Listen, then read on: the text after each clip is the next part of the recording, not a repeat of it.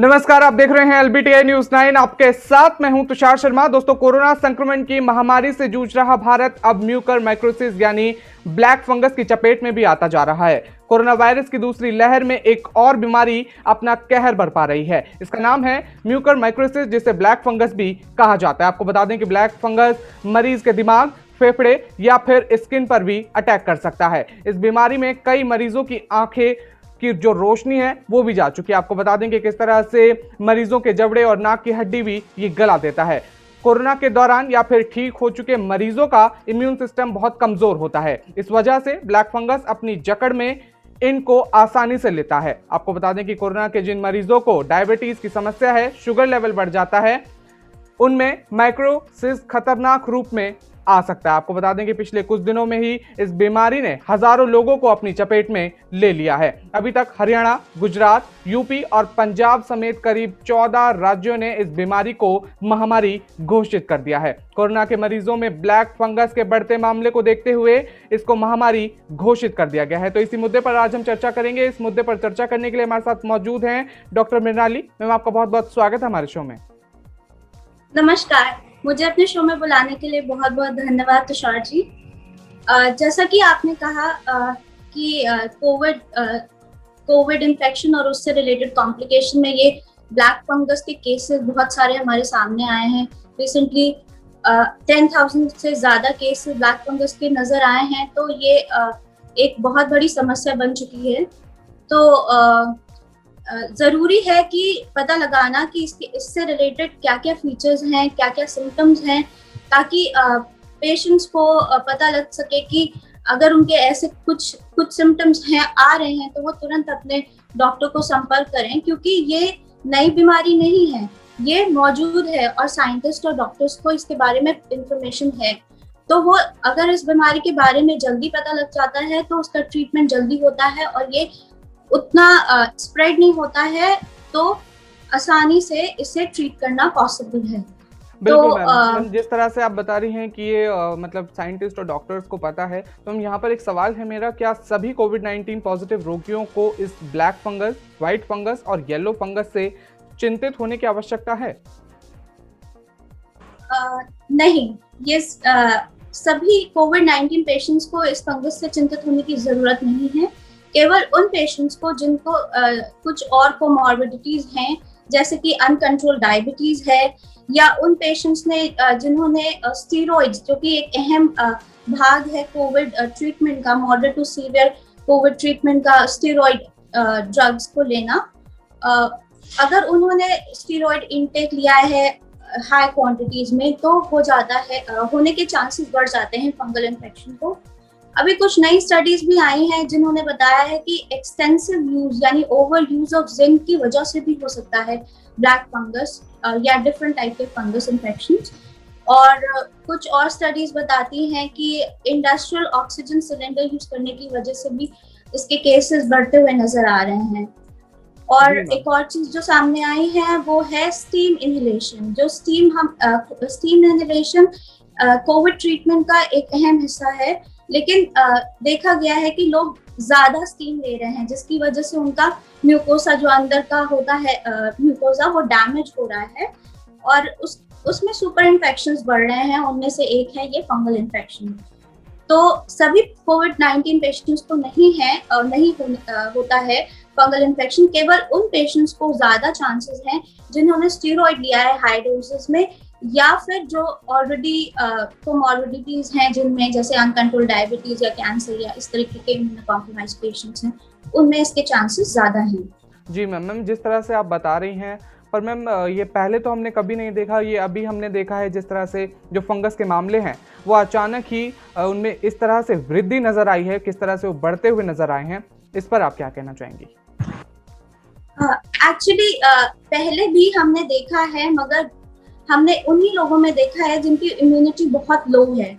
जैसे कि मैंने बताया, जिनको अनकंट्रोल डायबिटीज है, या जिनको कैंसर है, या जिनको कोई किडनी डिजीजेस है।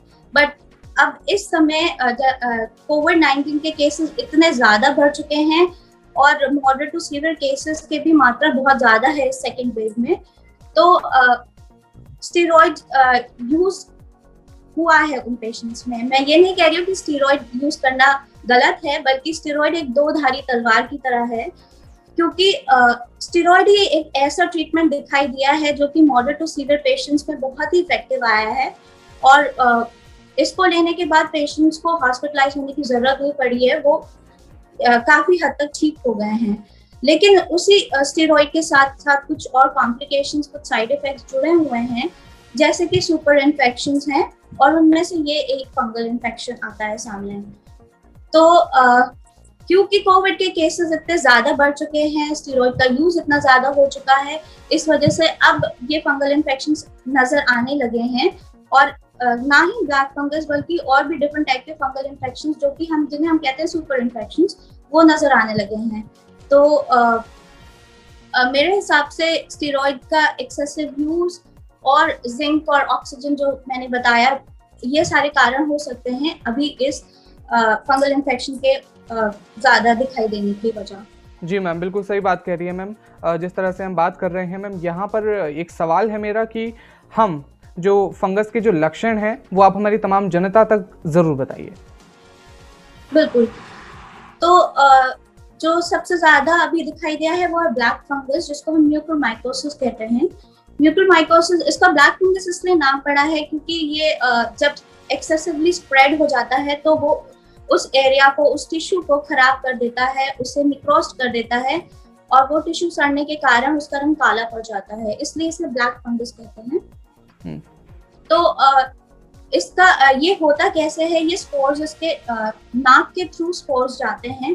तो रूट्स दो होते हैं, एक तो ये नाक के थ्रू गले तक जाता है तो लंग इन्फेक्शन प्रोड्यूस करता है, जिसकी वजह से कोविड पोस्ट कोविड पेशेंट्स में दोबारा कफ का होना या कफ के साथ बलगम के साथ खून का आना, ये सारे लक्षण नजर आते हैं, या ब्रेथलेसनेस होना।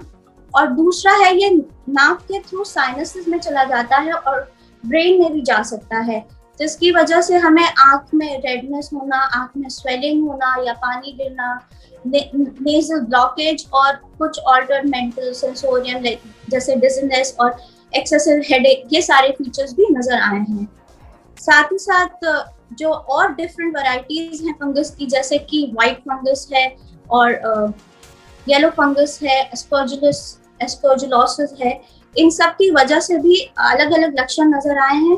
जैसे कि व्हाइट फंगस में मुंह में छाले होना, सफेद दाग वाले छाले होना मुंह में और गले में होना, और प्राइवेट पार्ट्स में होना, वो व्हाइट फंगस की वजह से होता है। व्हाइट फंगस कैंडिडा है, कैंडिडा अल्बिकन्स, बहुत ही कॉमन फंगस है जो कि होता उन्हीं लोगों में है जिनकी इम्यूनिटी लो होती है। तो ये भी कोई नया फंगस नहीं है, ये बहुत ही कॉमनली दिखाई देता है उन लोगों में जिनकी इम्यूनिटी लो होती है, और इसके लक्षण मैंने आपको बताए। तीसरा है येलो फंगस। येलो फंगस के अभी आई थिंक बहुत कम केसेस नजर आए हैं, और इसका नाम येलो फंगस इसलिए पड़ा है क्योंकि इस फंगल इन्फेक्शन के बाद कुछ पस फॉर्मेशंस हो जाती हैं। वो पस फॉर्मेशन मेनली तो होती हैं बैक्टीरियल इन्फेक्शन की वजह से, मगर उसके साथ साथ ये फंगल इन्फेक्शन भी नजर आया है। तो ये फंगस ह्यूमंस में नहीं था अभी तक, ये रेप्टाइल्स में होता था, लेकिन बहुत ही ज्यादा लो इम्यूनिटी और बहुत ही ज्यादा अनहाइजीनिक कंडीशंस में येलो फंगस के कुछ केसेस नजर आए हैं। और क्योंकि ये इतना अच्छे से समझ में नहीं आता इनिशियल स्टेजेस में, पेशेंट को भूख नहीं लगती है या उसको बहुत कमजोरी महसूस होती है, और कुछ स्पेसिफिक फीचर्स नहीं है, इसी वजह से ये लेट डायग्नोज होता है, और लेट डायग्नोज होने के कारण ये उतना अच्छे से ट्रीट नहीं हो पाता है। हालांकि हमारे पास इसकी सभी तरह के फंगस की मेडिसिन और सर्जिकल ट्रीटमेंट्स अवेलेबल हैं। तो मैम इसकी रोकथाम के लिए क्या किया जा सकता है? रोकथाम के लिए तो सबसे पहले आप कोविड के प्रिकॉशंस को फॉलो करना है हमें, जैसे कि मास्क को यूज करना है, सैनिटाइजर्स को यूज करना है, अपने आसपास क्लीनलीनेस रखनी है, साफ सुथरा एनवायरनमेंट रखना है, और फ्रेश फ्रूट्स, फ्रेश वेजिटेबल्स का यूज करना है, क्योंकि बासी फूड इन सब में ये फंगस होते हैं। लाइक एस्परजिलोसिस एक फंगस है जो कि बासी सब्जियों में मिलता है और इम्यूनो कॉम्प्रोमाइज लोगों में इस वक्त आ रहा है। और आपको अपना एनवायरनमेंट घर एयरी रखना है, क्रॉस वेंटिलेशन रखना है और ह्यूमिडिटी को चेक करना है, क्योंकि अगर ह्यूमिडिटी ज्यादा होगी तो फंगस पनपता है, उसकी ग्रोथ बढ़ जाती है और इन्फेक्शन होने के चांसेस बढ़ जाते हैं। बिल्कुल मैम, बिल्कुल सही बात कह रही हैं आप। मैम यहाँ अंतिम सवाल के साथ मैं यहाँ पर ख़त्म करना चाहूँगा। मैम जिस तरह से हम देख रहे हैं फंगस इतनी बीमारी जो है वो फैल रही है, तो सरकार द्वारा इन तीनों फंगस महामारी से लड़ने के लिए क्या प्रबंधन किया जा रहा है? सरकार द्वारा अभी मुझे लगता है कुछ ज्यादा प्रबंध नहीं किया गया है। केवल एम्फोटेरिसिन बी की सप्लाई को बढ़ाना जरूरी है, बिकॉज एम्फोटेरिसिन बी काफी इफेक्टिव है इस फंगस ट्रीटमेंट के लिए। दूसरा जो सरकार बहुत एम्फोसाइज कर रही है, बहुत लोगों से आग्रह कर रही है कि आप वैक्सीनेशन लीजिए। वैक्सीनेशन से क्या होता है कि वैक्सीनेशन कोविड-19 को खत्म नहीं करता है बल्कि उसकी सिवियरिटी को कम करता है। तो अगर आपने वैक्सीन ले लिया, इसका ये मतलब नहीं कि आपको कोविड नहीं होगा, बल्कि इसका ये मतलब है कि आपको सिवियर कोविड नहीं होगा। तो अगर आपको सिवियर कोविड नहीं होगा तो आपको स्टेरॉइड्स की जरूरत नहीं होगी, और स्टेरॉइड्स की जरूरत नहीं हुई तो आपके फंगल इन्फेक्शन होने के चांसेस भी कम हो जाएंगे। तो मैं सभी से यही आग्रह करूंगी कि आप प्लीज वैक्सीन लीजिए और कोविड-19 को जल्द से जल्द कम करने में हेल्प कीजिए। बिल्कुल मैम, बिल्कुल सही बात कह रही हैं। तो दोस्तों आज के लिए बस इतना ही। जिस तरह से हमने देखा कि डॉक्टर मृणाली से हमने तमाम बातें जानी फंगस के ऊपर, तो ये था आज हमारा फंगस के ऊपर बातचीत का सेशन। तो दोस्तों आज के लिए बस इतना ही, और मैम आपका भी बहुत बहुत धन्यवाद, इतना कीमती वक्त आपने हमें दिया। तब तक के लिए हमारे साथ बने रहिए LBTI News 9 में। धन्यवाद।